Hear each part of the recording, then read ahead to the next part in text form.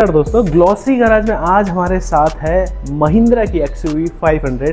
जी हाँ, 10 साल पुरानी ये गाड़ी जिसको हम टोटली मेकओवर करने वाले हैं। जी हाँ, इसके ऊपर होने वाला है पेंट भी होने वाला है, लेकिन उसके साथ साथ में जब पेंट होने वाला है, बहुत सारे पार्ट पे पेंट होगा, उसके बाद में होगा इसके ऊपर 10H ग्राफेन कोटिंग। आइए मैं बता दूँ कुछ पार्ट के ऊपर किस तरीके से इसकी शाइन आप देखिए कि एकदम डल पड़ गई है ये गाड़ी।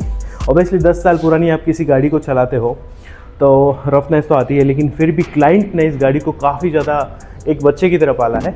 जैसे आप देख सकते हो कि इस कंडीशन काफ़ी ज़्यादा बढ़िया है, लेकिन कुछ पार्ट को रिपेंटेड करने की ज़रूरत है। जैसे कि ये बोनट देखिए, इस बोनट के ऊपर आपको जो रफनेस है वो दिखाई देगी, जो शाइन आनी चाहिए। ऐसा लग रहा है कि ये मैट कलर किया हुआ है, लेकिन ये मैट नहीं, एकदम शाइन है ये गाड़ी। आइए दूसरी तरफ बता देते हैं।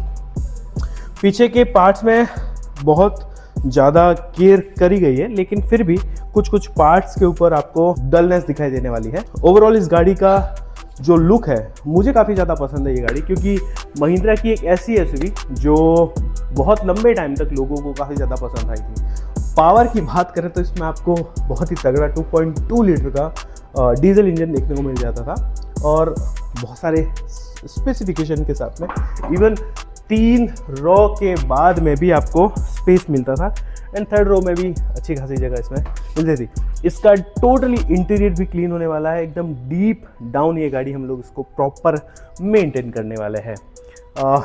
आइए और बताते हैं आपको। जैसे कि ये डोर देखिए, ये पूरा रस्टिंग हो चुकी है उसके ऊपर, जिसने पेंट करा था, जिसकी वजह से ये देखो पूरी पपड़ी इस गाड़ी के ऊपर निकल गई है। सो इस गाड़ी के ऊपर हम लोग करने वाले हैं कंप्लीटली मेकओवर।